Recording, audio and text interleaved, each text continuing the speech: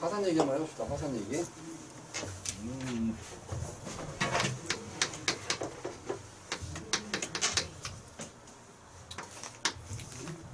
참고로 뒤에 판구조론에서 얘기하겠지만 화산 활동이 일어나면 일단 지진이 동반된다. 근데 지진이 일어나는 곳에서 무조건 화산이 일어나는 건 아닌데 화산 활동이 있는 곳에서는 지진이 일어난다 이렇게 같이 일어난다 생각을 해주시면 됩니다. 그지? 그러면은 보자.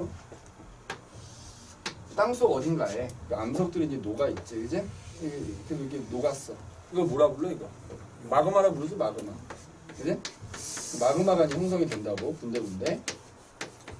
근데 그 마그마들이 그냥 그대로 다시 식어버리는 경우도 있다만 이 땅속에 형성된 마그마가 지각이 뭐 예를 들어 좀 약한 부분이 있다거나 혹은 갈라진 틈이 있으면 얘네가 이걸 뚫고 분출하지. 분출해서 이제 소위 말하는 화산이 이렇게 만들어지겠지? 그 과정을 화산 활동이라고 하는 거다 이거지. 그리고 이제 분출을 하면 흘러내리잖아, 액체가, 그지? 이걸 뭐라 불러? 용암이라 부르지.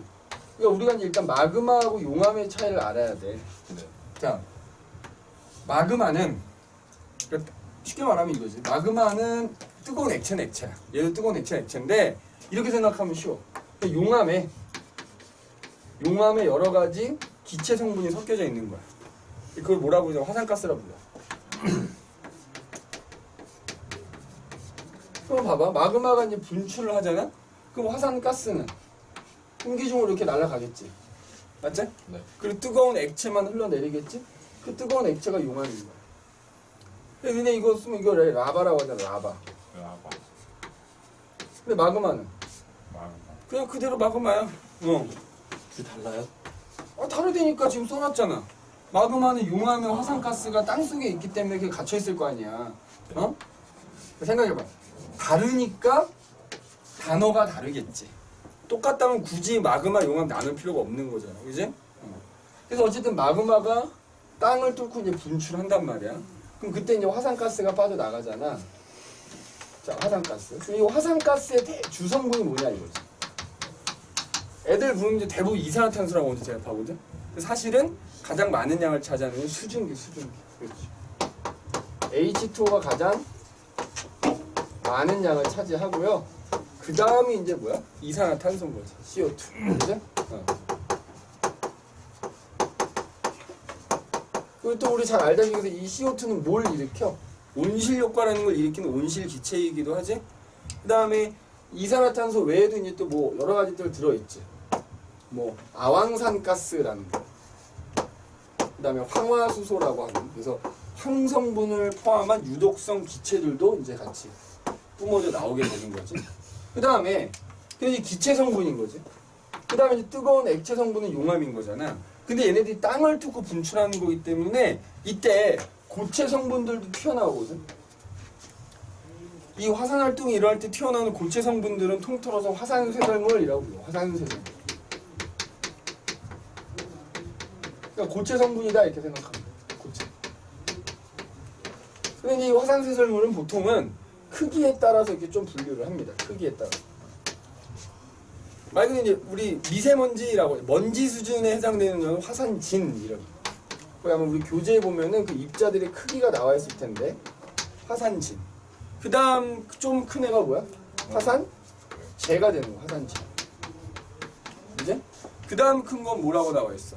화산력. 이제 화산력. 그 다음에 화산괴, 화산탄 뭐 이런 식으로 해서 크기에 따라서 또 이렇게 구분을 합니다. 알겠니? 이렇게 크기에 따라서. 거의 뭐 화산괴나 화산탄 수준 가면 이제 거의 뭐 바위 수준, 돌멩이, 이제 수준이라고 생각하면 돼. 그게 이제 주변 지역에 떨어지게 되면 뭐 가옥을 파괴하기도 하고, 이제 피해를 입히게 되는 거지. 그다음에 특히 이제 날씨 영향을 끼치기도 하지. 특히 누구? 화산재. 화산재 같은 경우, 화산진이나 화산재는 매우 가볍기 때문에 굉장히 높은 곳까지 올라가지. 특히 화산재 같은 경우 이제 높은 곳까지 올라가서 햇빛을 가리니까 지구 평균 기온을 낮추는 또 역할도 한단 말이지.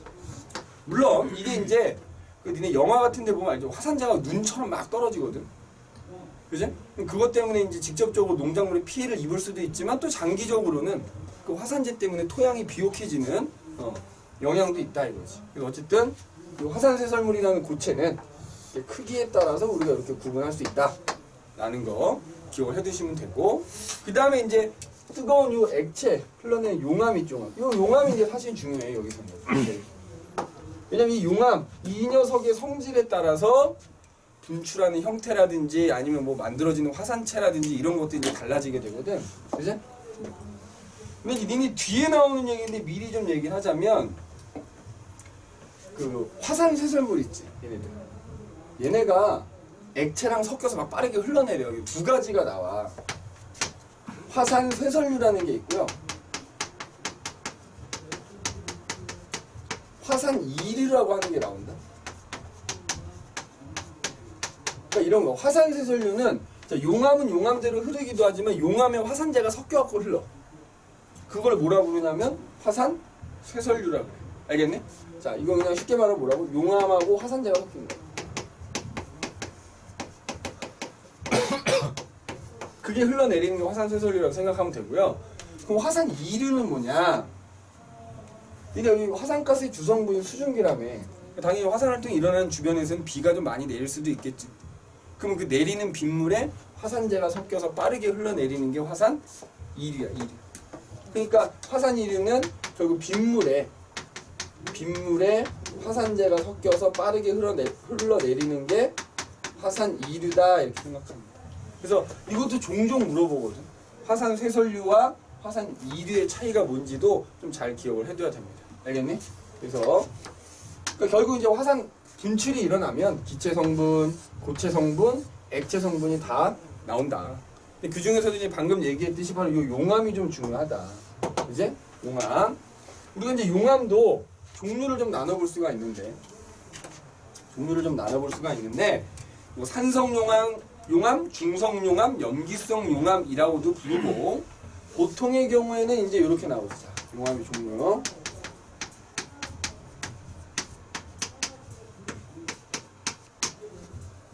현무암질 용암. 그 다음에 안산암질 용암. 유문암질 용암. 뭐 이렇게 얘기해요.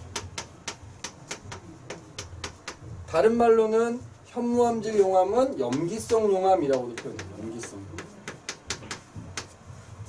유문암질 용암은 산성 용암 뭐 이렇게 표현하기도 합니다. 그럼 안산암은 뭐겠냐? 중성이겠지, 그지? 중성. 이렇게 용암도 이렇게 종류가 나뉘는 게 뭐냐면, 용암 안에 얘가 들어있어요. 그 규산염이라는 SiO2라는 성분이 들어있거든. 이 성분이 얼마나 들어있느냐에 따라서 용암의 종류가 달라지는 거야. 비율의 차이니까. 이게 뭐 치사하게 비율 몇 %까지 물어보진 않을 건데, 일반적으로 한 51%에서 2% 이내로 들어있으면, 이하로 들어있으면 SiO2가 그걸 현무암질 용암이라고 하고요. 유문암질 용암은 보통 한 66% 이상, SiO2 성분이 66% 이상 들어있으면 그거 유문암질 용암 또는 산성 용암이라 그래. 그럼 중성 용암 그 사이겠지. 그러니까 한 51에서 66% 정도 사이 값으로 들어있으면 그걸 이제 안산암질 용암이라 불러. 자, 그리고 그래서 이제 이것 때문에 얘네들이 들어있는 이 비율 때문에 이 용암의 성질들이 달라져. 자, 일단 온도는 어떻게 되냐? 온도. 현무암질 용암의 온도는 굉장히 높아요. 고온이고, 그 다음에 일로 갈수록 어떻게 돼? 그러니까 우리가 이렇게 표현할 수 있지 않냐 그러면?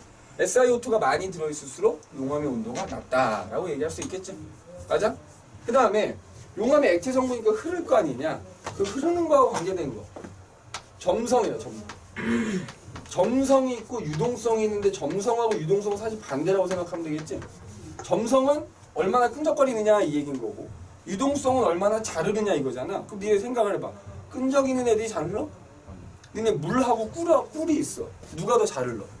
물이 잘 흘러. 물은 끈적이는 거 없잖아. 점성이 거의 없지. 반면에 꿀은 점성이 많지. 자, 그럼 어떻게 되느냐? 얘는 점성이 굉장히 적어. 점성이 적다 보니까 어떻게 돼? 잘 흐른다. 맞아? 잘 흘러. 그 다음에 얘는 반대겠지. 얘는 점성이 큰 거야. 그러니까 잘 안 흘러요. 그냥 그 중간쯤 되겠지. 그 다음에 우리 이제 결국에는 이 뭐라 그래야 돼? 화산가스가 같이 이제 분출되는 거잖아. 그지? 그럼 이제 얘네가 땅속에 있었을 때 얘가 화산가스가 같이 있었을 거 아니니? 그러면은 그 화산가스 함량 얘는 화산가스가 굉장히 적게 들어있던 애야. 적게. 반면에 얘는 화산가스가 많이 들어있다. 그러니까 이렇게 화산가스가 들어있는 양이 다르다 보니까 분출할 때도 좀 차이가 나는 거지. 그러니까 얘는 잘 흐르는 데다가 화산가스가 적으니까 빵 터지는 게 아니라 슬슬슬슬슬슬 흘러나오는 거야. 그죠? 그래서 얘는 분출 형태라고 표현하거든. 분출 형태. 그냥 조용히 분출하는 애. 조용히 분출해서 그냥 쫙 흐르는 거지. 그죠? 조용히 분출. 그럼 반면에 얘는 어때? 일단 잘 안 흐르지? 게다가 화산가스가 많거든? 그러니까 빵! 폭발적으로 분출하는 거야. 폭발적으로 분출. 그럼 얘는 어떨까? 얘는 이제 반복되는 거야. 조용히 분출하다가 빵 터지고, 조용히 분출하다가 빵 터지고, 이렇게 되는 거지. 그러면 그 결과 이제 흘러나왔잖아. 흘러나와서 화산체라는 게 만들어져요. 화산체. 칸이 좁으니까 위에다 써보면 봐. 이 용암에 따라서 결국 나중에 그 이제 용암이 굳을 거 아니야? 굳었을 때 만들어지는 화산체가 좀 차이가 난다. 예를 들어서 현무암들 용암 봐. 용암이 흘러나왔거든? 용암이 흘러나왔는데 이게 얇게 퍼져. 잘 흐르니까 쫙 퍼진다. 그럼 이제 나중에 이 용암이 굳으면 넓은 용암이 굳어서 만들어진 땅이 생기겠지? 이거 뭐라 그래? 용암 대지라고 하죠. 그 다음에 만약에 이게 좀 양이 많아가지고 산이 만들어졌어. 그럼 어떻게 돼? 산이 만들어지는 경사가 이렇게 완만한 산이 만들어지지? 이걸 뭐라 그래? 순상화산이라고 불러. 자, 뒷페이지, 그럼 대표적인 용암대지 지형을 한번 따져보자 이거지. 우리나라에서 대표적인 용암대지 어디가 있을까? 철원지방. 그치, 맞아. 철원지방이 평야로 유명하지. 그 용암대지 위가 덮여가지고 평야가 만들어진 거야. 그래서 대표적인 곳이 우리나라 강원도 철원. 그죠? 그 다음에 저 북한에 가면 개마고원이라고 하지. 그런 것도 용암대지야. 개마고원. 그 다음에 이제 화산 종류는 이제 순상화산이라고 경사가 완만하잖아. 제주도가 그래, 제주도. 제주도 딱 섬 중앙에 무슨 산이 있어? 한라산이 대표적인 순상화산. 한라산. 그지? 한라산. 그래서 이제 대표적인 지형들도 몇 개 알아둬야 필요가 있고요. 자, 그 다음에 얘는 폭발적으로 분출한다 그랬잖아? 근데 잘 안 흘러요. 그러니까 어떻게 되냐면 분출하잖아? 뿅! 이렇게 되는 거야. 그러니까 마치 나중에 용암이 굳어지면 종 모양으로 이렇게 생겨 있어. 그러니까 화산의 모양이 종 모양이야. 그래서 종상화산이라고. 그지? 종상화산이 만들어져. 우리나라에서 대표적인 종상화산 어디 있을까? 제주도에서는 물론 한라산이라는 놈은 순상화산이긴 한데 제주도에 화산 많을 거 아니야, 그지? 삼방산. 제주도 삼방산이 있고요. 그 다음에 울릉도 성인봉이 또 여기 대표적이에요. 성인봉. 울릉도 성인봉 대표적이에요. 맞지? 자, 그 다음에 이제 안산함제를 보잖아. 얘네 두 개가 짬뽕이라 그랬잖아. 그럼 봐라. 분출할 때 이렇게 하는 거야. 조용히 분출해. 빵 터졌어. 조용히 분출. 빵 터졌어. 조용히. 이런 식으로 화산이 여러 층으로 이렇게 이루어져 있어. 그래서 무슨 화산이라고 하냐면 성층화산이라고 불러. 성층화산. 성층화산. 그럼 대표적인 성층화산 뭐가 있을까? 백두산, 그러니까 우리나라는 아니지. 북한에 있는 백두산, 그 다음에 일본에 있는 후지산 같은 게 대표적인 성층화산. 이제 백두산, 그 다음에 후지산, 일본 후지산. 이제 자, 참고로 이 뒤에 가면 나와. 화산의 이제 종류 얘기할 때 한라산은 활동해야 안 해. 안 하지. 맞지? 그러니까 분명히 화산 활동에서 만들어진 거야. 근데 이게 기록에도 없어. 이런 화산 사화산이라 그래. 이게 사화산이야. 울릉도 성인봉 어때? 화산을 통해서 만들어진 건 맞거든. 여러 가지 뭐 그지? 암석이나 이런 걸 봤을 때. 근데 얘들 기록이 없어. 사화산. 자, 근데 후지산 어때? 현재 활동하고 있거든. 활화산이라 부르죠. 활화산. 현재 활동하고 있으면, 그지? 활동하냐? 몰라요. 하여튼 수익성 분명하지 않아, 그지? 활화산. 백두산 같은 경우 어때? 근데 사실 이 후지산은 애매하더라도 일본에 화산 되게 많거든. 일본에 있는 대부분의 화산은 활화산이야. 그지? 그러니까 아마 후지산도 내가 알기로는 활화산으로 알고 있어. 그지? 휴화산으로 봐야 되나? 현재 활동한 이게 참 애매해. 그지? 아무튼 이제 그 용어의 정의를 얘기하는 거지. 그러니까 사화산이라는 거는 분명히 화산 활동의 결과 만들어졌으나 기록이 안 남아 있어. 사화산이야, 그런 거는. 그 다음에 백두산처럼 화산 활동에서 만들어졌지? 근데 현재 화산 활동은 없잖아. 근데 기록에 남아있어. 화산 활동을 했었다라는 기록이 남아있는 애들 휴화산이라. 대표적인 휴화산인 거지. 그죠? 그래서 사화산, 휴화산. 그 다음에 실제로 활동하고 있는 화산. 뭐 킬라우에아 화산 뭐 등등등 많거든. 뭐 필리핀이나 일본에 가면 뭐 실제로 활동하는 화산도 굉장히 많단 말이야. 그런 애들은 활화산 뭐 이렇게 또 구분을 하죠. 어쨌든 요 용암의 특징 꼭 기억해야 돼. 요 대표적인 그 지형들 꼭 기억을 좀 해줘야 됩니다. 그죠? 대표적인. 그 아마 우리 교재에 보면은 뒷장에 넘겨보시면 49페이지 보시면 거기 이제 화산 형태에 따른 분류 그래가지고 용암대지, 순상화산, 종상화산, 탑상화산, 성층화산 이렇게 나와 있는데 거기 지금 백두산이 순상화산으로 들어가 있어요. 교재에. 그거 좀 수정해놔라. 백두산은 성층화산이야. 순상화산이 아니고 성층화산이다. 그지? 그 다음에 백두산은 휴화산이다. 실제로 요즘에 그 지질학자들이 이제 관측을 하잖아. 천지의 수온도 좀 높아지고 있고 그 천지 주변에서 이러면 지질 활동도 좀 빈도수가 많아지고 있고 그래서 30년 이내에 폭발할 가능성이 굉장히 높다라는 그 연구 결과가 나와 있지. 그래서 만약에 백두산이 분출하면 근래 들어서 가장 엄청난 규모의 폭발이 될 거라고 예측들을 하고 있대. 이제 어쨌든 현재 활동은 하진 않으니까 이제 그렇게 봐주시면 되겠다. 그래서 이제 용암이 구분하는 거 꼭 기억을 좀 해주셔야 되겠다. 그래서 그게 47페이지에 나와 있는 얘기가 되겠고 우리 48페이지 가시면 자 이제 화산 활동의 결과 만들어진 암석 화성암이라고 하잖아. 근데 그 이제 화성암에 이제 뭐 종류가 좀 나와 있다만 그 밑에 보면 보웬의 반응 계열이라고 하는 건 지구과학 2에 나오는 내용이니까 굳이 여기서는 우리가 신경 쓰지 않아도 됩니다.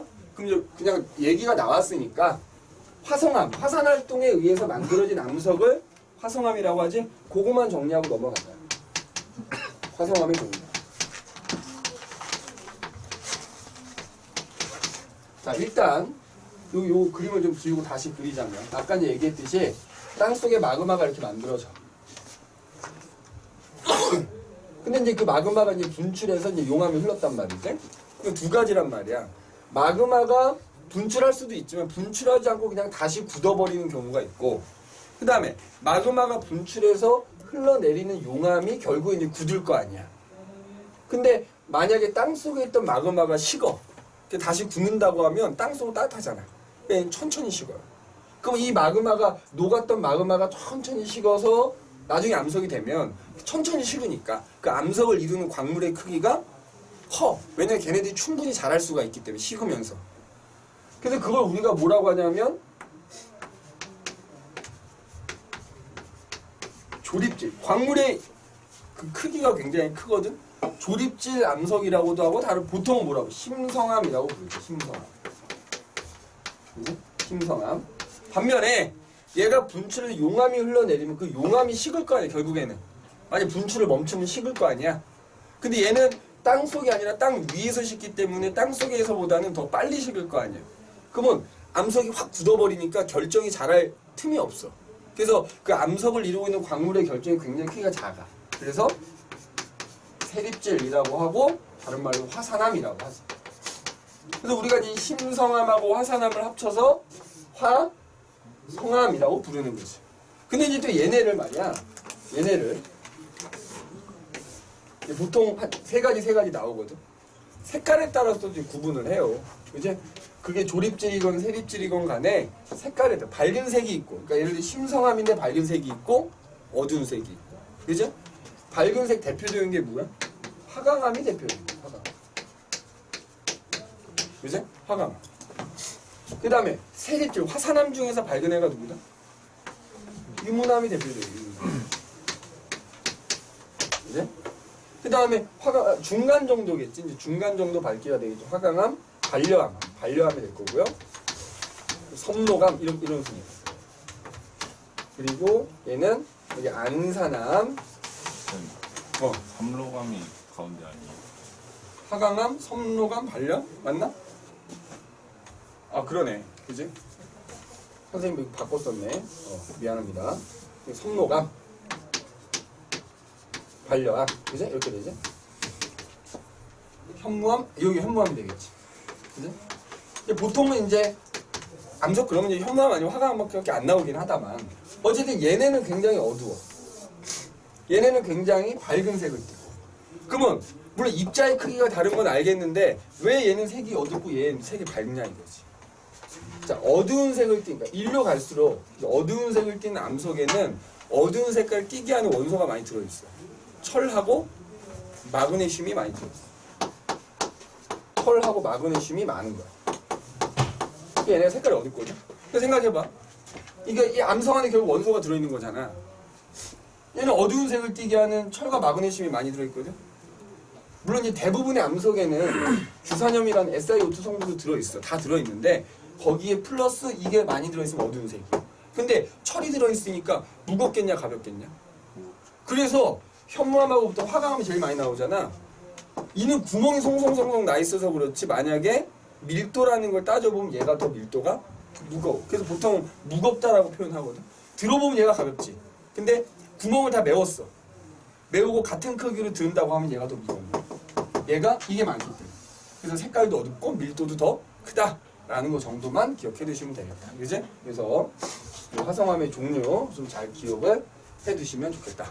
그지?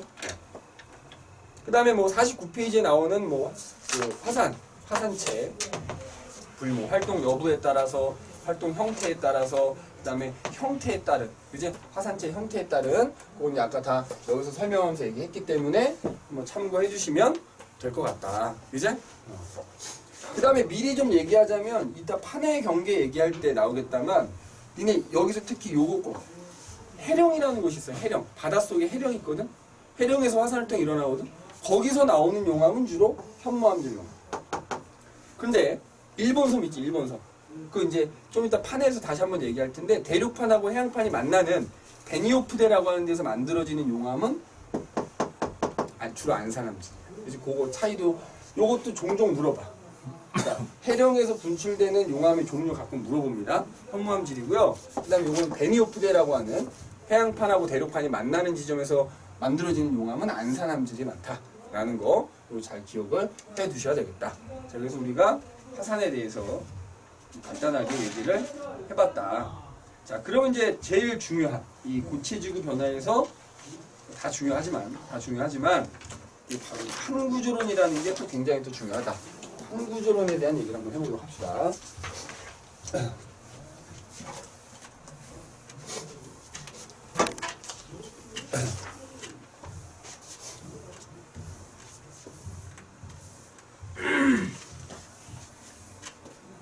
자, 판구조론이라는 게 졸리구나.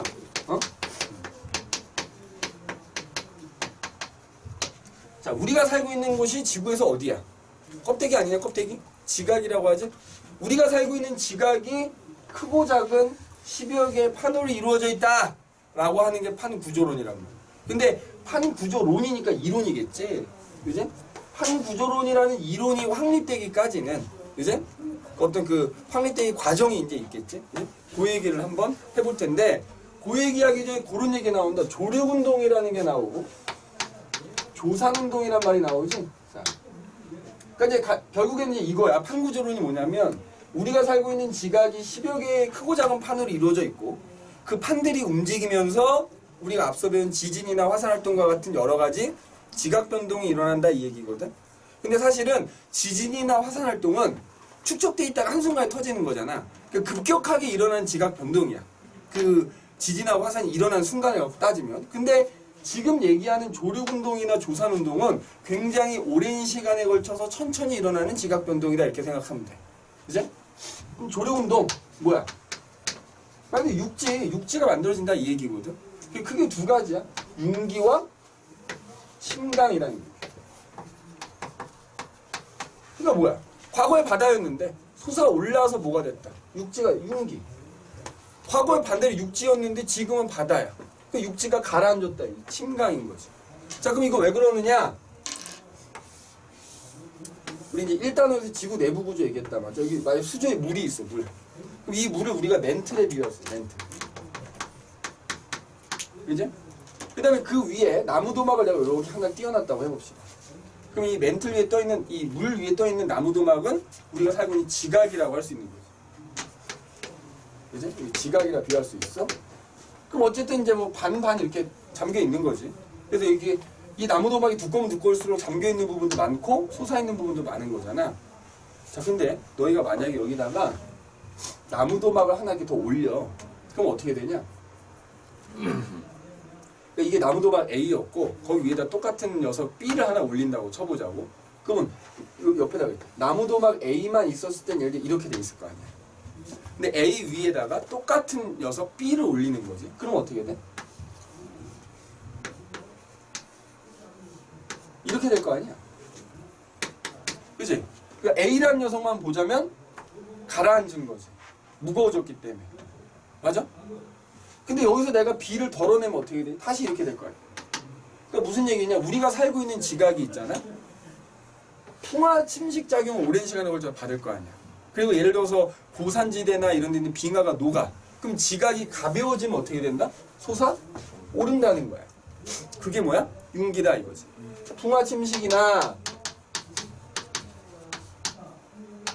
혹은 빙하가 녹아. 해빙에 의해서 지각이 가벼워지면 그게 뭐야? 지각이 떠오르는 거야. 떠오르는 거. 이거 융기라 그래. 근데 이게 이제 오랜 시간에 걸쳐 일어난다 이거지. 반대로 그러면 침강은 뭐겠어? 이거잖아. 나무도막에다 나무도막 하나 올려놓는 거에 비유할 수 있잖아. 그러면 지각이 무거워지면 되지. 어떻게 하면 무거워지냐? 예를 들어 여기서 깎여 나갔어. 그 깎여 나간 게 어딘가에 가서 쌓일 거 아니야. 그러니까 만약에 퇴적작용이 좀 활발한 지역은 어때? 그 지역이 오랜 시간에 걸쳐서 천천히 가라앉을 거다 이거지. 그죠? 퇴적작용이 활발한 거지.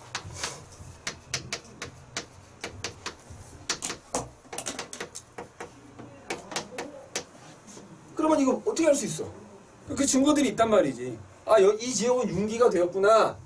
이 지역은 뭐야? 침강이 되었구나를 알려주는 대표적인 지역 하나씩만 얘기해보자 이거야. 자, 니네 우리나라에서는 동해안에 가면 정동진이라는 데 있잖아. 해 뜨는 거 보러 많이 가지 않니? 거기 가면 해안단구라는 게 있어. 해안단구. 뭐? 해안단구. 뭐냐면 바닷가에 서가지고 저 해안가에 있는 절벽을 본 거야. 근데 그 절벽이 약간 이런 계단식이에요. 계단식. 이게 해안단구거든. 그럼 이게 어떻게 생긴 거냐? 생각해봐라. 여기에 이렇게 이제 바닷가에 뭐 바위 같은 게 하나 이렇게 있었다 치자 이거지. 오랜 시간에 걸쳐서 파도가 팍팍 때려서 깎아내. 이렇게 침식이 됐어 이렇게. 어? 딱 해수면까지만 침식이 될 거 아니야. 그랬는데 이 지역이 솟아오르는 거야. 그럼 해수면은 어떻게 돼? 낮아질 거 아니야. 또 파도가 치고 또 깎여요. 또 융기가 돼. 그죠? 그러니까 나중에 융기가 되고 나서 보면 다 무슨 형태야 이렇게. 계단 형태를 이루잖아. 그게 해안단구.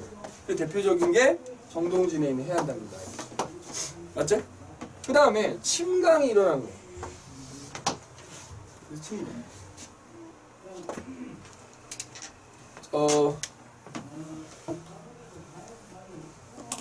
그런 게 있어. 그 뭐지? 우리나라 갖고 얘기를 하자면 우리나라마다 남해안 있지. 남해안 무슨 해안이라고 하지?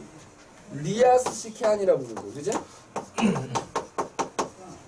그리고 그 바닷가에 섬이 굉장히 많지. 그 섬이 많다고 뭐라 그래? 다도해라고 하지? 자, 이런 지형이 만들어진 게 바로 침강 때문이야. 그러니까 예를 들자면 타도해는 이런 거지. 여기 예를 들어 산이었어 다. 근데 이 지역이 가라앉았네? 바닷물이 들어찼네? 그럼 니네가 위에 비행기 타고 가다 보면 다 섬이잖아요. 그지? 침강한 거야. 자, 리아스시키아는 우리 지도에서 해안선이 예를 들어 이랬단 말이야. 근데 일부 지역도 이렇게 가라앉았어. 이렇게. 그러니까 나중에 거기까지 바닷물이 들어왔을 거 아니야. 그러니까 해안선이 어떻게 돼? 굉장히 구불구불 복잡해지는 거지? 그게 바로 또 침강의 증거가 되는 거지. 하나 더 해볼까? 니네 우리나라에는 없지만 저쪽 북유럽에 가면 빙하지대도 있잖아. 스칸디나비아 지방 뭐 이러잖아. 거기 가면 피오르드 지형이라는 거야. 피오르드 지형. 혹은 피오르라고도 하지. 피오르드. 이건 뭘까? 니네 저거 봐봐. 산이 이렇게 있다. 저 위 빙하가, 이 산꼭대에 빙하가 있는 거야. 근데 빙하가 천천히 이 계곡으로 밀려 내려오는 거지. 그럼 계곡을 깎아요. 그럼 나중에 그 계곡 모양이 일반적으로 물이 흐르는 계곡은 V자 모양이거든? 근데 이렇게 빙하에 의해서 깎여 나가면 여기가 뭐야? U자 모양이 된다? 그 다음에 이 빙하가 쭉 흘러 내려가고 그 빙하가 지나간 자리에 이제 그 빙하에 의해서 깎여 나간 돌멩이들이 쌓여있단 말이지. 그럼 어쨌든 이제 이렇게 됐어. U자국이 생겼어. 근데 이 지역이 가라앉은 거야. 여기 바닷물이 이렇게 들어선 거야. 이런 걸 피오르드라고 해. 그죠? 근데 실제로 막 그 나라에 가면 이렇게 어디야? 스웨덴인가 핀란드인가? 어디 가면은 배 타고 이 피오르드 쭉 관광에 이렇게 유람선처럼 다닌다고. 그지? 그래서 피오르드. 그지? 그래서 이제 조류운동이라는 게 육지가 이렇게 만들어진다. 뭐 이런 의미로 받아들이면 되겠다. 그래서 융기나 침강현상 이런 게 이제 일어나는 게 조류운동이다. 라고 생각을 해주시면 되겠다. 그지? 그 다음에 거기 보면은 세라피스 사원의 돌기둥이라고 나오지? 자, 얘는 융기와 침강의 정을 한꺼번에 할 수 있어. 옛날에 막 왜 그리스 사람들 이런 사람들 신전 짓잖아. 그 신전 기둥이야. 근데 그 신전 기둥 이 중간에 있잖아. 조개들이 이렇게 구멍을 뚫어놓은 이 흔적이 남아있는 거야. 그럼 니네 생각을 해봐. 여기 조개들이 구멍 뚫어놓은 게 남아있다? 그럼 봐라. 니네 신전을 지었을 땐 분명히 뭐였겠냐? 땅 위에다 지었겠지. 그지? 하여튼 뭔가 난리가 나가지고 기둥이 물에 이만큼 잠긴 거지. 오랜 시간 잠겨 있었으니까 조개들이 거기다 구멍 파고 집 지은 거잖아. 근데 니네가 세라피스 사원 가서 조개 구멍을 볼 수 있다는 얘기는 뭐니? 지금은 이게 다시 물 위로 올라와 있다는 얘기잖아. 그러니까 바로 이 세라피스 사원의 이 기둥에 있는 신전 기둥에 있는 이 조개 구멍이 바로 그 융기와 침강을 동시에 보여주는 또 증거가 되기도 한다 이거지. 이런 거를 우리가 조류운동이라 한다 라는 거 기억해 두시면 되고, 그 다음에 이제 나오는 게 조산운동이라는 게 나와요. 조산운동. 조산은 뭐겠냐 그러면? 산이 만들어진다는 거지. 산맥이 만들어지는 거. 그지? 오랜 시간에 걸쳐서 우리가 이른바 산맥이라고 부르는 애들이 만들어지는 거. 그지? 조산운동.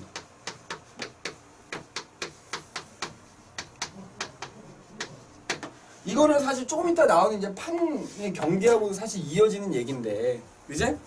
그러니까 뭐 원리만 간략하게 얘기하자면 이런 거지. 여기에 한 대륙이 육지가 하나 이렇게 있었어. 여기에 육지가 이렇게 또 하나 있네. 대륙이라고 생각해도 되겠지. 그럼 그 사이에 바다가 있었단 말이야. 그럼 이제 오랜 시간에 걸쳐서 바다 밑바닥에 퇴적이 일어나겠지. 소위 말하는 이제 지층이 이렇게 쌓인 거지.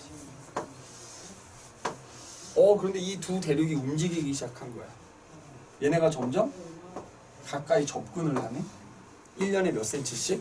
그러면 여기 쌓여있는 지층 입장에서는 두 대륙이 옆에서 미는 거잖아.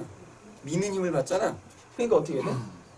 이렇게 이제 습곡이라고 하는 게 이렇게 만들어지는 거야, 습곡. 그러면서 이 대륙들이 이렇게 가까워지는 거지. 가까워지면 가까워질수록 이게 더 솟아오르는 거지. 그래서 나중에 이 두 대륙이 꽝 부딪히면 어떻게 돼? 두 대륙이 이렇게 꽝 부딪히면 그 사이에 이렇게 심한 습곡이 이렇게 하나의 커다란 산맥을 하나 만들겠지? 히말라야 산맥이 실제 이 과정에서 만들어진 거야. 그래서 이게 바닷속에 쌓여있던 지층이 이렇게 솟아오른 거니까 그 지층에는 분명히 조개나 이런 화석들이 있었을 거란 말이야. 그래서 실제로 히말라야 산맥 꼭대기 정상 부근에서는 조개더미 화석이 발견되기도 하고 그래. 실제로 이런 게 이제 조산운동의 대표적인 예다 이렇게 생각하면 되고요. 그래서 우리가 알프스 히말라야 조산대라고도 표현하거든. 그럼 이런 경우도 있어. 이건 이제 좀 이따 판의 경계에서 나오는 얘기인데, 히말라야 산맥하고 있잖아. 저쪽 남아메리카 대륙에 이렇게 안데스 산맥이라고 하는 길다랗게 이어진 산맥. 걔도 조산운동에서 만들어진 건데 조금 다르지 걔는. 걔 뭐냐면 이쪽에 이렇게 대륙이 있다. 여기가 이렇게 이제 바다야. 여기 바다 밑에 뭐가 이렇게 있겠어? 지층이 쌓여 있었겠지? 근데 이 바다 밑바닥이 움직여요. 그래서 얘가 일로 들어가네. 이쪽으로 움직여 오잖아? 그럼 어쨌든 미는 거야, 얘를. 그러니까 이 지층이 이렇게 뭐야? 결국에는 오랜 시간에 걸쳐서 점점 솟아오르는 거지. 그러니까 대륙의 가장자리에 바닷가 쪽으로 높다란 산맥이 생긴 거야. 안데스 산맥은 이렇게 생긴 거지. 그래서 어쨌든 얘가 됐던 그런 높다란 습곡 산맥이 생기는 과정을 조산운동이라 한다. 라는 것만 참고를 해주시면 되겠다. 이 뒤에 가면 또 얘기가 나오니까. 자, 그럼 이제 우리가 본격적으로 판구조론에 대한 얘기를 한번 해보자 이거지. 판구조론. 자, 근데 이제 아까도 얘기했듯이 판구조론이라는 이론이 확립되기까지 어떤 그 발전 과정을 우리가 좀 알 필요가 있다. 그지? 그래서 이 첫 번째 베게너라는 사람이 말이야. 베게너라는 사람이 대륙이동설이라는 걸 주장해. 대륙이동. 말 그대로 대륙이 움직인다 이거잖아. 자, 현재 우리가 세계지도 이렇게 딱 펼쳐놓으면 5대양 6대지라고 하지 않니? 5개의 큰 바다와 6개의 큰 대륙으로 우리가 사는 이 지표면이 이루어져 있다 이렇게 얘기하잖아.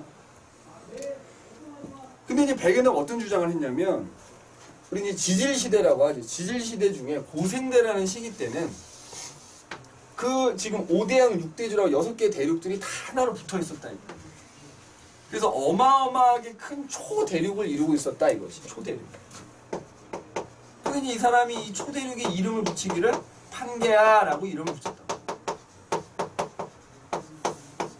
어느 시기 때? 고생대라는 시기 때는 그 대륙들이 다 하나로 붙어 있어서 커다란 초대륙, 판게아라는 대륙을 이루고 있다가, 참고 니네 고생대가 언제부터 언제까지인지는 아니? 약 5억 4천만 년 전부터 2억 5천만 년 전까지인데, 고생대 말쯤 돼서, 그러니까 대략 한 2억 5천만 년 전후로 해서 이 대륙들이 쪼개졌다 이거야. 쪼개지면서 이제 흩어지기 시작했다 이거지. 흩어지기 시작합니다. 그래서 신생대라는 시기가 됐을 때, 신생대라는 시기가 됐을 때 그 대륙이 분포하는 게 현재와 같은 모습으로 이렇게 이제 여기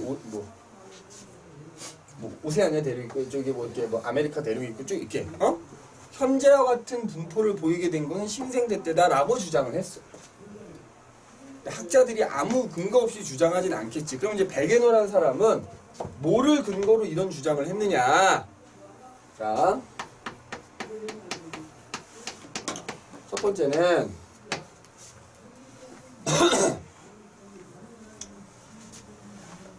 예를 들어서 여기가 이거 지금 여기 호주 때문에 좀 그렇진 않다만, 우리 아프리카 대륙 있지, 아프리카 대륙 어떻게 생겼냐? 약간 이런 모습으로 생기지 않았니? 맞지? 그럼 이 아프리카 대륙 이쪽으로 대서양이란 바다가 있어요? 그리고 이쪽으로 뭐가 있어? 남아메리카 대륙이 이렇게 있단 말이야? 그럼 이쪽 해안선이 있지. 이 대서양이라는 바다를 기준으로 멀리 떨어져 있는 이 두 대륙의 해안선이, 물론 이제 몇억 년이 오랜 시간에 걸쳐 풍화작용이 일어났기 때문에 좀 달라졌지만 대체로 어떻더라? 여기다 딱 잘라고 여기다 딱 갖다 붙이면 딱 들어맞더라 이거지. 자, 멀리 떨어진 두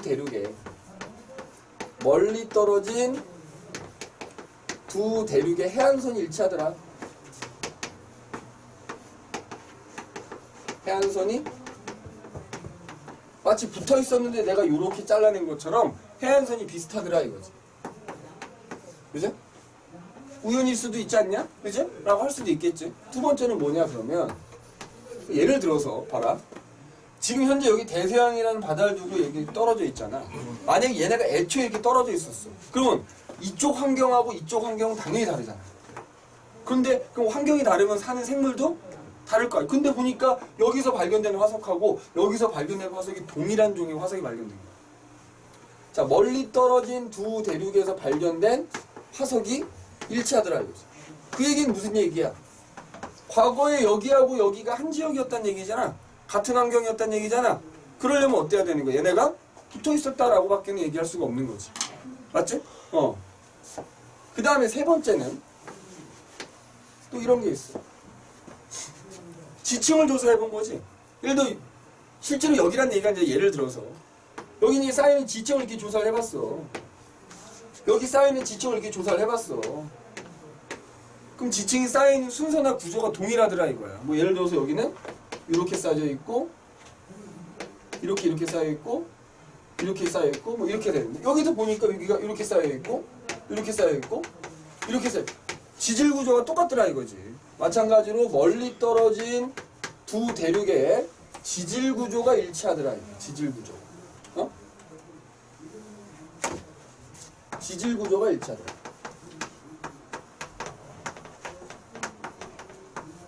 지질 구조. 그 다음에 네 번째는 뭐가 있었냐?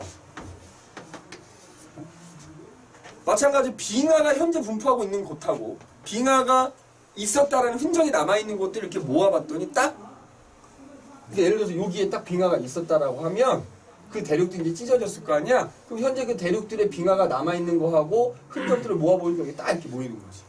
그 빙하의 흔적. 그죠? 멀리 떨어진 대륙들의 어떤 빙하 흔적이 일치하더라. 흔적이 일치하더라 이거지. 그 다음에 또 이제 뭐 이런 걸 통해서 이 사람이 그래서 과거에는 대륙이 하나의 대륙이었다가 얘네가 분리가 돼서 흩어져서 지금에 이르렀다 라고 주장을 했단 말이지. 그럼 다 좋다 이거지. 자, 그러면 이제 물어보겠지. 사장님 너 같으면 뭐라고 질문하겠어? 어떻게 해서 얘가 갔나? 왜 쪼개졌나요? 쪼개진 다음에 어떻게 해서 움직였나요? 라고 물어봤겠지. 이 사람이 설명을 못한 거죠. 자, 그래서 이 베게너라는 사람이 주장한 대륙 이동설이 한계인 거지, 한계. 한계라고 한다면 뭐야? 그 대륙이 왜 분리가 되고 왜 움직였는지를 설명을 못한 거야. 그러니까 대륙 이동의 원동력을 설명 못한 거야. 원동력을 설명하지 못하더라.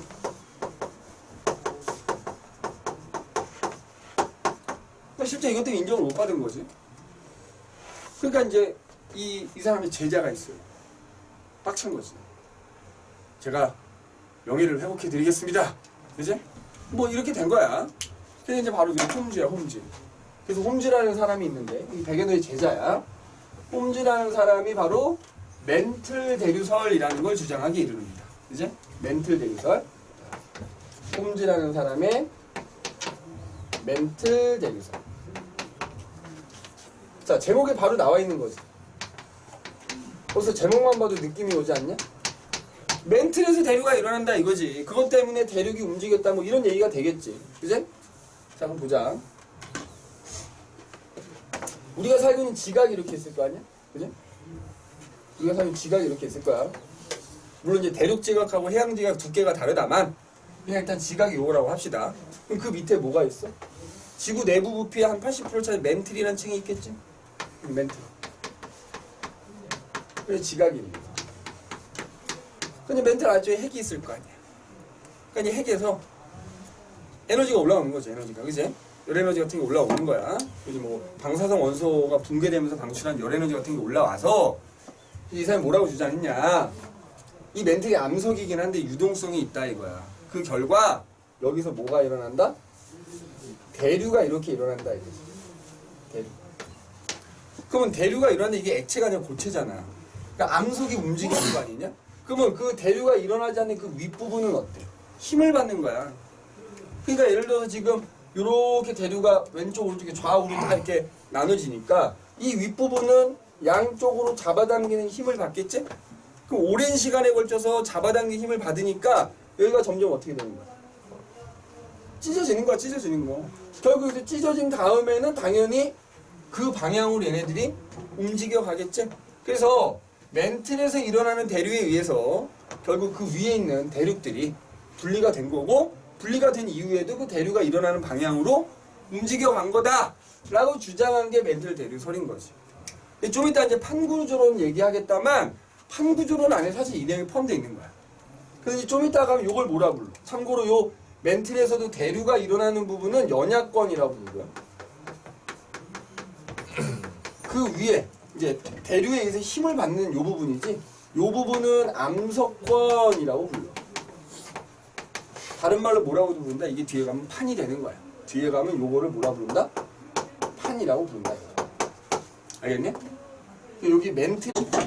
자, 그래서 이제 여기 이제 멘틀에서 대류가 일어나는 부분은 연약권이라고 하고 그 윗부분은 멘틀의 상부, 멘틀이 윗부분하고 지각을 합친 부분을 암석권이라고 하고 이제 뒤에서 판 구조론에서 나오겠지만 이 부분을 판이라고도 부른다 라는 거.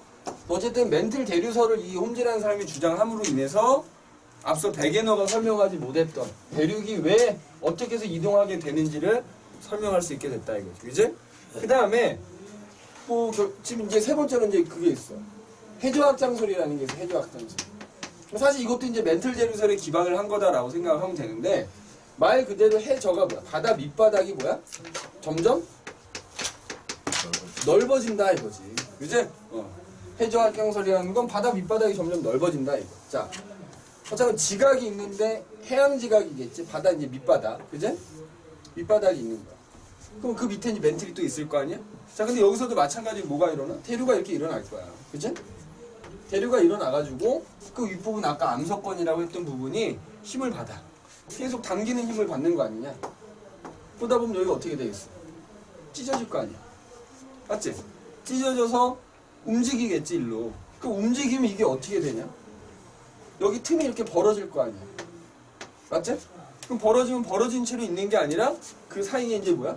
마그마 같은 것들이 분출을 해서 채워지는 거지. 채워지면 여기서 뭐야? 새로운 지각이 만들어진다 이거지. 그리고 이제 나중에 판구조론에 나오겠지만 이쪽으로 가는 이제 결국 밑으로 들어간 애가 있거든. 그러니까 결국 요 부분, 자, 요 부분을 뭐라 부르냐면 이렇게 해양 지각이 양쪽으로 갈라져서 벌어져서 거기서 마그마가 계속 분출을 하거든. 그럼 결과적으로 여기에 이제 이렇게 화산이 만들어지겠지? 근데 판이라고 하는 게 예를 들어서 요 책상을 갖고 얘기하자면 여기 지금 니네가 단면을 본 거잖아. 여기 판이 이렇게 이게 암석 이게 벌어졌단 말 멘틀 대류 때문에. 그럼 여기서 다 마그마가 분출을 해. 그러면 하나의 산이 아니라 산맥이 만들어져. 산맥이. 해저 산맥이 만들어지지. 자, 그걸 뭐라 부르는 거야? 해령이라 부르는 거야. 그래서 해령에서는 마그마가 분출해서 새로운 지각이 만들어진다 이거지. 그래서 결과적으로 바다 밑바닥이 점점 넓어진다 라고 이제 주장하게 된 거지. 맞지? 그러면 이걸 주장한 사람도 이제 우리가 지금 하는 페이지가 52페이지인 거다. 이제 헤스라는 사람이 주장한 건데 거기 읽어보면 멘틀 대류에 의해서 해령에서 고온의 멘틀 물질이 솟아올라서 새로운 해양 지각이 형성이 되면서 양쪽으로 확장이 되고 이거 뒤에 판에서 얘기하지 이쪽은 이제 가잖아? 그럼 이렇게 이제 밑으로 대륙 밑으로 이렇게 들어가는 부분이 있어. 여기를 해구라고 불러. 그래서 해령에서는 끊임없이 새로운 지각이 만들어지고 그 다음에 해구라고 부르는 곳에서는 그 지각이 소멸된다라고 한 게 해저 확장설이란 말이야. 그럼 이 사람도 어떤 근거가 있으니까 이런 주장을 했을 거란 말이지. 이 사람이 조사를 한 거야. 자, 봐봐. 여기가 좀 벌어져서 이렇게 새로운 지각이 만들어졌대. 시간이 또 벌어져. 자, 그럼 또 벌어지면 어떻게 되겠냐? 자, 이렇게 됐어. 또 벌어져가지고 자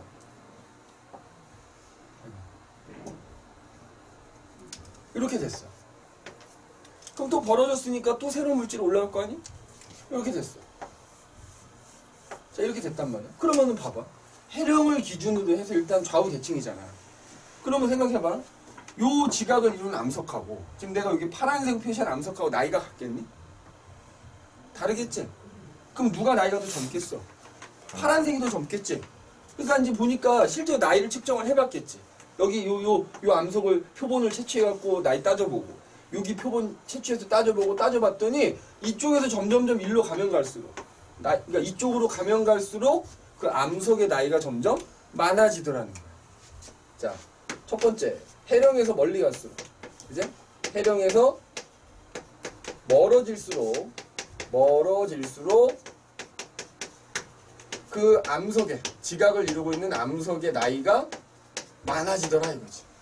그 다음에 이게 뭐 하루 이틀 사이 이렇게 되는 건 아닐 거 아니야. 뭐 수십만 년, 수백만 년에 걸쳐 천천히 일어날 텐데 그러면 이 바다 밑바닥에 여기 퇴적물들이 쌓일 거 아니냐. 얘는 아무래도 나이가 많은 애니까 퇴적물이 굉장히 두껍게 쌓여 있을 거 아니야. 반면에 빨간색은 그거보다 나이가 덜 된 애니까 아무래도 퇴적물이 조금 적게 쌓여 있겠지? 파란색은 더 적게 쌓여 있겠지? 즉 쌓여있는 퇴적물의 두께를 실제 또 재봤더니 마찬가지로 해령에서 멀리 가면 갈수록 어땠더라? 퇴적물의 두께가 두꺼워지더라 이거야. 두 번째, 해령에서 멀어질수록 거기 쌓여있는 퇴적물의 두께가 어떻더라? 점점 두꺼워지더라. 맞지? 두꺼워지더라 이거지. 그래서 이제 그걸 그래프로 나타내면 우리 요렇게 거기 이제 그 책에 나와 있다만 자 여기를 해령이라고 하고 요 가로축을 거리라 해령으로부터의 거리라고 해볼게요. 거리. 그러면 해령에서 멀리 가면 갈수록 암석의 나이가 어떻게 된다고? 이 세로축을 나이라고 하면 점점 많아진다. 그럼 이쪽으로 또 마찬가지겠지? 이쪽으로 또 멀리 가면 갈수록 나이가 어떻게 돼? 많아지겠지. 약간 이게 대칭적인 그래프 그리는 거야. 그 다음에 세로축을 그냥 퇴적물의 두께로 바꿔. 그래도 그래프가 어떻게 돼? 똑같은 양상으로 그래프가 나타나겠지. 맞지? 그 다음에 또 뭐가 있냐면 세 번째는 고지작이라 그래. 고지작. 그러니까 뭐냐면 암석이 형성이 될 때 쉽게 말하면 그거지. 암석이 철성분 들어있을 거 아니야. 너네 혹시 물리 배울 때 자화라는 거 들어봤지? 자화? 철 원자 하나가 하나의 자석이라고 생각하면 되거든. 그러면 예를 들어서 지구가 이렇게 있어. 현재는 북극이 무슨 극이야? S극이거든. 극으로 따지면. 그럼 예를 들어 우리가 나침판에 N극이 항상 북극을 향한 이유가 여기가 S극이기 때문이잖아. 그러면 예를 들어서 여기 암석에 들어있는 예를 들어서 그 철 성분이 자화가 될 때 만약에 여기 암석이 이 극이 바뀌거든 주기적으로. 지금은 북극이 S극이지만 몇만 년 후엔 이게 또 N극으로 바뀌어. 그러면 그 사이에 예를 들어 지금 현재 북극이 S극인 사이에 만들어진 암석들은 그 암석에 들어있는 철 성분의 N극이라고 치자. 요렇게 배열이 되겠지. 자화가 되겠지. 근데 예를 들어서 이제 요 빨간색 암석이 만들어질 때 이 극이 바뀐 거야. 예를 들어서 여기가 N극으로 바뀌었어. 그러면 이 암석에 들어있는 성분은 자화가 될 때 이렇게 반대로 자화가 되는 거지. 그러니까 이런 식으로 해령을 기준으로 좌우가 그런 어떤 그 자화되어 있는 배열이 대칭적으로 나타나더라 이거지. 그죠? 그래서 그 고지작 연구를 통해서 또 마찬가지로 이러한 주장을 펼치게 됐다 이거지. 그래서 해령에서는 끊임없이 새로운 지각이 만들어지고 해구라고 하는 곳에서는 그 지각이 소멸된다. 그지? 이렇게 얘기를 한단 말이야. 그래서 이제 판 구조로는 결국에는 이 멘틀 대류설이라는 것과 해저 확장설을 합한 거다 이렇게 생각합니다. 그래서 이제 아까 서두에도 얘기했지만 판 구조론이라는 것은 우리가 살고 있는 지각은 크고 작은 10여 개의 판으로 이루어져 있다. 판이라는 걸로 이루어져 있다. 10여 개의 판이라는 것으로 이루어져 있다. 이거지. 10여 개의 판이라는 것. 그래서 그 판들이 멘틀 대류에 의해서 끊임없이 움직이면서 서로 뭐한다? 지각 변동을 일으킨다. 라고 하는 게 판 구조론입니다. 그럼 이제 아까 얘기했던 다시 한번 얘기하자면 지각이 이렇게 있어. 멘틀이 이렇게 있다. 멘틀 아래쪽에서 뭐야? 이렇게 대류가 이렇게 일어난다고 하자. 대류가 이렇게 일어나고 있다. 그러면 자, 그 이제 양쪽으로 당기는 힘을 받으니까 그 윗부분이 이렇게 찢어졌겠지?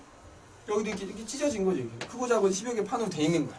그러면 그때 아까도 얘기했지만 여기 대류가 일어나는 부분은 연약권이라 한다 그랬고 그 윗부분은 뭐라 그래? 암석권 또는 판이라 부르는 거야. 그지? 판. 근데 이게 평균 두께가 얼마냐면 100kg 정도 된대. 100kg 정도. 100kg 정도.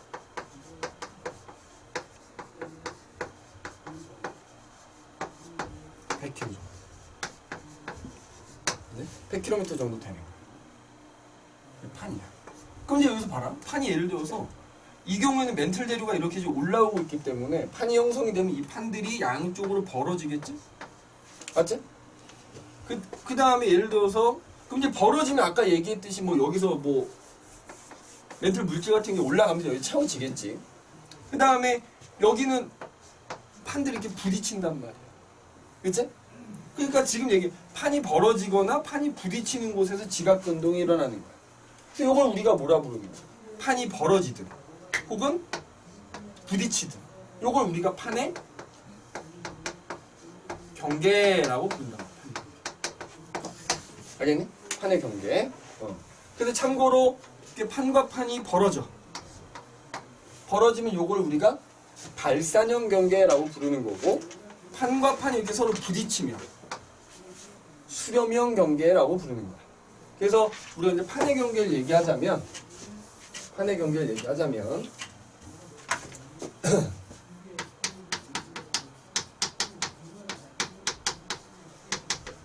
자, 방금 얘기했듯이 판과 판이 서로 벌어져. 무슨 경계? 발산형 경계. 응?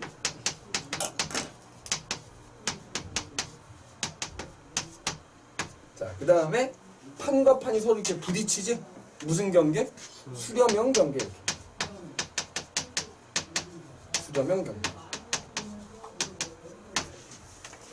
자, 참고로 이제 발산형 경계는 요거 생각하면은 판이 벌어지잖아. 그러면 이제 멘틀 물질, 뭐 마그마 같은 게 올라서 채워진다 그랬잖아. 그래서 우리가 어떤 표현을 쓰냐면 발산형 경계는 판이 생성되는 곳이다 이렇게 얘기하고요. 그 판이 생성되는 이유는 뭐예요? 왜 벌어져? 멘틀 대류가 상승하기 때문이야. 그래서 멘틀 대류가 상승하는 곳이다 이렇게.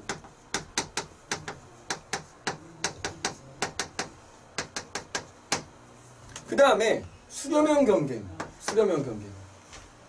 자, 여기 판이 지금 부딪히지?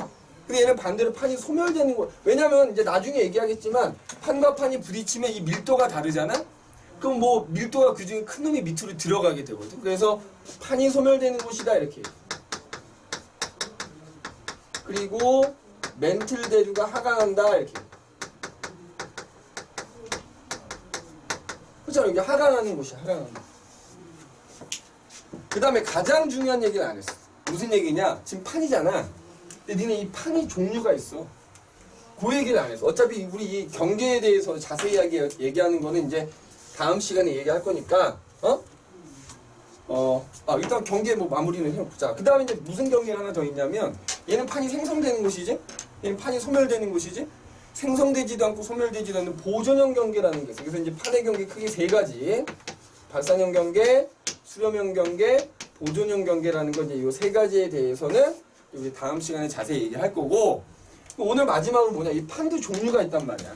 사실 요걸 이제 먼저 선생님이 얘기를 했어야 되는데, 판의 종류.